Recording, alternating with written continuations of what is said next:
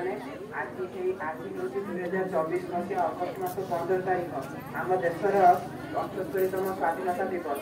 ଆଉ ମୋତେ ଏହି ଅବସରରେ କିଛି କହିବାର ସୁଯୋଗ ମିଳୁଥିବାରୁ ମୁଁ ନିଜକୁ ଧନ୍ୟ ମନେ କରୁଅଛି। ସ୍ୱାଧୀନତା ଅର୍ଥ ହେଉଛି ମୁକ୍ତି, ଜନ୍ମଠାରୁ ମୃତ୍ୟୁ ଓ ମୃତ୍ୟୁ ସମସ୍ତେ ଭାରତୀୟମାନେ ଦୀର୍ଘ 200 ବର୍ଷ କାଳ ଧରି ଇଂରେଜମାନଙ୍କ ଅଧୀନରେ ରହିଥିଲେ। ଇଂରେଜମାନେ ଭାରତୀୟମାନଙ୍କୁ ବହୁତ ଅତ୍ୟାଚାର କରିଥିଲେ। ଜବାହରଲାଲ ନେହେରୁ, ପଣ୍ଡିତ ଜବାହରଲାଲ ନେହେରୁ, ସୁଭାଷ ଚନ୍ଦ୍ର ବୋଷ, ଗାନ୍ଧୀଜୀ ଏମାନେ ଆନ୍ଦୋଳନ କରି ଆମ ଦେଶକୁ ସ୍ୱାଧୀନ ରାଷ୍ଟ୍ରରେ ପରିଣତ କଲେ। ଜବାହରଲାଲ ନେହେରୁ ପ୍ରଥମ ପ୍ରଧାନମନ୍ତ୍ରୀ ଭାବେ ଶପଥ ନେଲେ।